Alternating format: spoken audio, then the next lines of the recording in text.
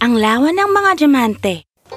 Noong unang panahon sa sinuunang China, nanaigang mga genie at spirito sa mundo ng mga tao. Ang ilan sa kanila ay mabuti, may makulit, at may mahilig magpahirap sa tao.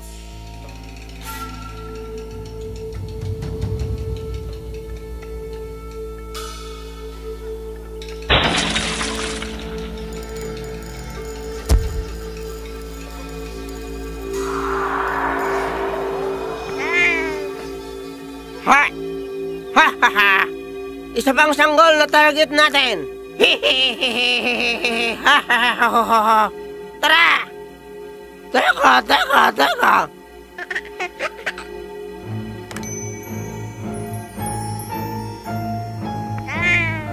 Ha? Takbo! Lipat! Pagmadali! Kita mo, lahat ng mga genie ay natatakot sa medalyang pilak at lambat ng isda. Alam na alam iyon ng ina ni Peihang na isang mangkukulam at sinubukan nila ang lahat. Hindi maawat ng malikot na genie si Peihang. Na lumaki bilang isang kaibig-ibig, malusog at matalinong batang lalaki.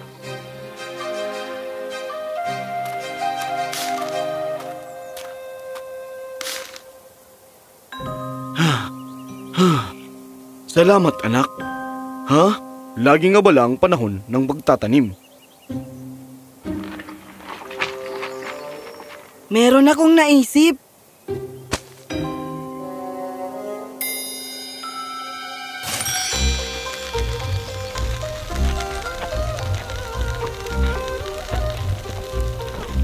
Ginawa nitong napakadali ang lahat. Kakaiba talaga ang anak natin. Panahon na para ipadala siya sa mundo para matuto at maging mas pambihira. Talagang tama ka.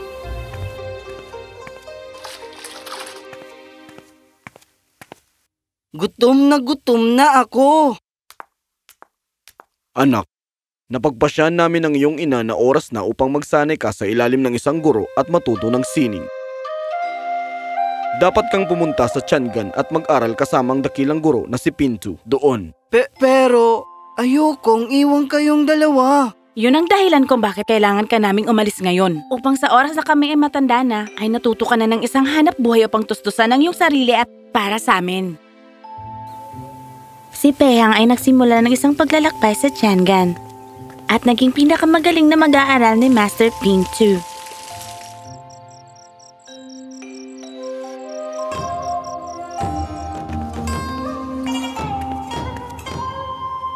Peihang, ikaw ang naging pinakamagaling kong mag-aaral at alam kong ipagmamalaki kita.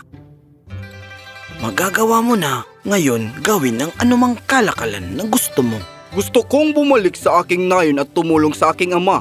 Magbubukas din ako ng paaralan para sa aking mga taga-nayon na hindi pinalad na matuto sa mga masters na tulad mo. Ito ang inaasahan kong gagawin mo. Pero bago ka umalis, kailangan mong hanapin ang iyong mapapangasawa. Oh, kasal? Hindi! Ha! May isang tao para sa ating lahat. Nang gabing iyon, habang natutulog si Peihang, siya'y nanaginip. Peihang!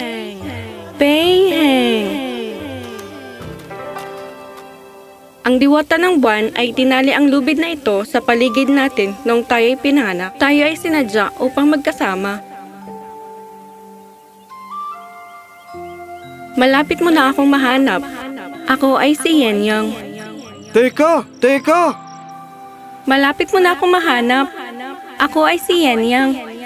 Darating ako, Yenyang! Darating ako, Yenyang! Darating ako! Hindi maalis sa isip ni Peihang ang imahe ni Yenyang. Ngunit kailangan niyang iwan ang Tiangan dahil nangako siya sa kanyang mga magulang na sisimulan niya ang araw na iyon.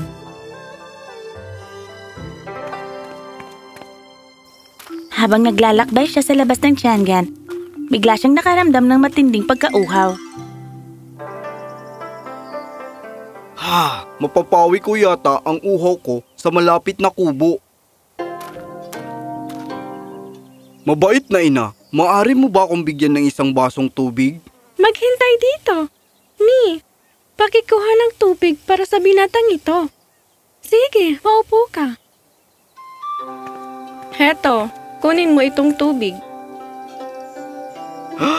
Yenyang? Oh, Yenyang! Sabi ko na sa'yo, mahanap mo ako. Natatakot ako na baka panaginip ka lang. Pero, mahal na mahal kita, Yenyang. Pakasalan mo ako. Pakiusap, pakasalan mo ako, aking Yenyang. Hindi maaari. Ano? Bakit? Mayroon kaming pulang buhol. Itinakda kaming magsama. Pinangako ko na ang kanyang kamay sa mandarin ng Tiangkan. Wala akong magagawa. Ang mandarin na isang makapangyarihang tao. Kung hindi ko ipapakasal si Yenyang sa kanya, ipapakulong niya kami. Kakausapin ko ang mandarin. Yan ang tanging paraan. Natatakot ako, binata. Wala nang paraan. Hindi mo siya pwedeng takutin na pakasalan ka. Magreklamo ako sa emperador dahil sa maling paggamit ng iyong kapangyarihan. Sa oras na marating mo ang palasyo ng emperador ay dapat kaming ikasal ni Yenyang.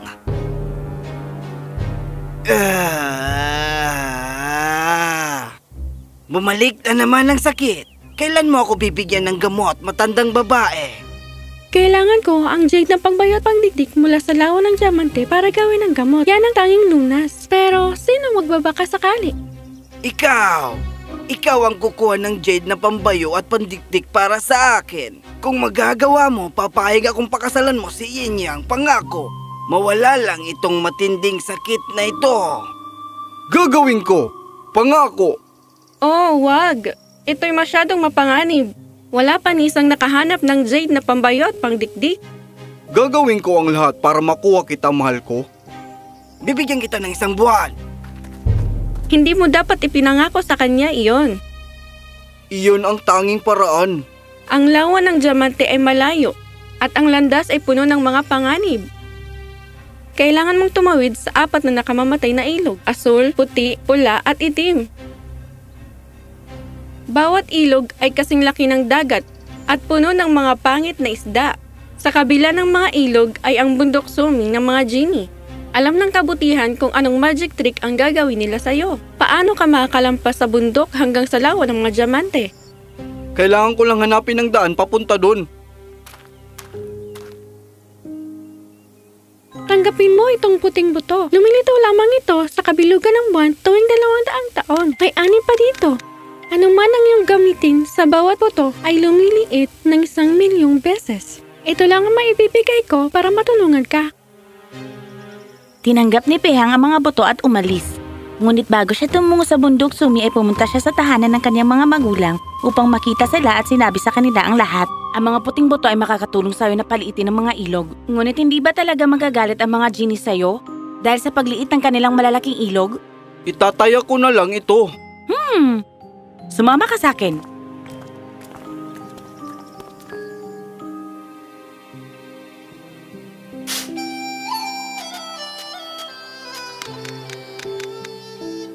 Ang mga butong ito ay lumilitaw minsan sa 300 taon sa isang gabi ng bagong buwan. Ibabalik ng bawat buto sa tamang sukat ang anumang paggagamitan mo nito. At bawat isa sa mga butong ito ay nakabalot sa lambat. Kaya walang genie ang makakahawak nito. Salamat, ina. Bigyan mo ako ng lambat, pakiusap. Oh, ito! Nagpatuloy si Pehang at pagkatapos ng mahaba at mapanganib na paglalakbay,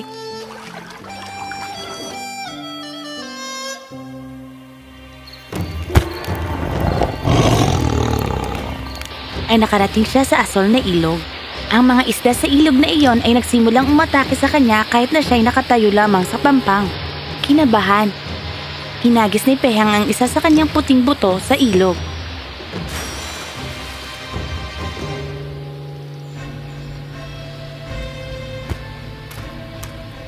Gumana ang binhi. Ngayon, para mahanap ang pulang ilog. Naghagis ng binhi si Pehang sa pula, puti at itim na mga ilog. At hindi siya nahirapan na tumalon sa mga ito. Pinagmamasdan siya ng mga genie mula sa bundok sumi. At sila ay nagpakita. Ang lakas ng loob mong pumasok sa aming kaharian, mortal. Gusto ko lang ng jade na pambayo at pandikdik na mula sa lawa ng diamante. Sinira mo ang aming ilog. Ibalik mo to sa dati, ngayon na! Gagawin ko kung ibibigay niyo muna sa akin ng jade na pambayo at pandikdik. Paano ka namin pagkakatiwalaan? Tignan ang mga pulang butong ito. Ibabalik nila ang bawat ilog sa tamang sukat nito. Ah! Lambat! Lambat! Kailangan ko lang ng pambayo at pandikdik. Dinala ng mga genie si Pehang sa tahanan ng Great Genie ng lawa ng diamante.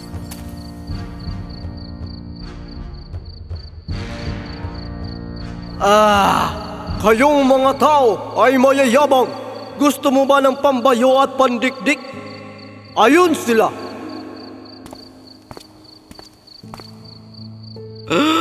Ito? Oo. At huwag kang makatubiling punuan ito ng mga hiyas mula sa lawa ng mga hiyas. Kumuha ka ng marami hanggat gusto mo. At isipin mo, kung hindi ka aalis na may dalang pambayo at pandikdik bago lumubog ang araw, mananatili ka rito magpakailanman. Si Pehang ay nakaupo roon at nag-iisip kung paano niya madadala ang napakalaking pambayo at pandikdik na iyon. Bigla siyang nagkaroon ng ideya. Kung gusto mong bumalik sa dating ilog, tulungan mo akong punan ang pambayo ng mga hiyas. Ayaw naman! Tandaan, meron akong mga pulang buto sa lambat. Sige na nga!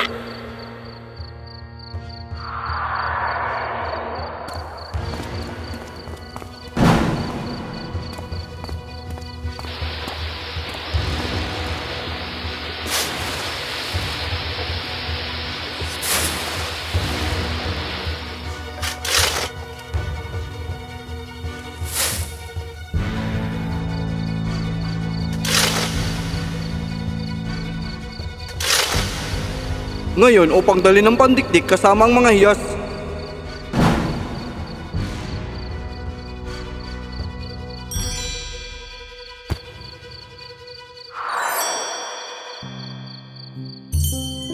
Gumana ito!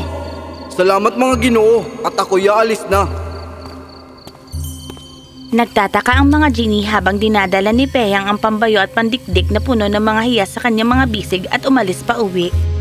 Sa kanyang pagbabalik, inihagis niya ang mga pulang buto sa bawat ilog pagkatapos tumawid upang bumalik ang mga ito sa dati. Isang araw na lang ang natitira para matapos ang buwan. Ang mandarin ay hindi maghihintay ng isa pang minuto bago ka pakasalan. Siguro ay papunta na siya dito. Andito ako! Siguro ay kailangan na natin magpakasal ngayon. Walang sino man ang nakakabalik mula sa mga ilog. Maaga ka ng isang araw. Gaya ng sinabi ko, walang sino man ang nakakabalik mula sa mga ilog. Dapat tayong magpakasal ngayon. Hindi kita pakakasalan. Ipakulong mo kami kung gusto mo. Ngayon, huwag mo akong pilitin na gawing iyon.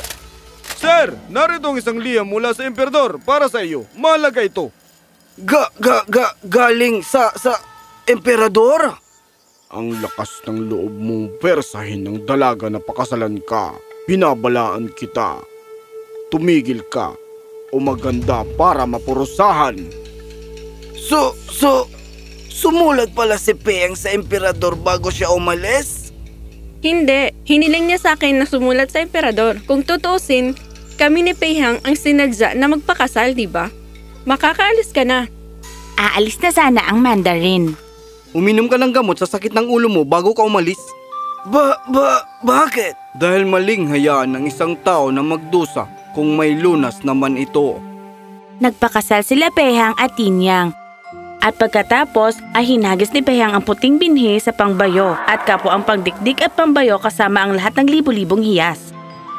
Ang natipon ni Pehang ay lumaki at ginawang si Pehang ang pinakamayamang tao sa China.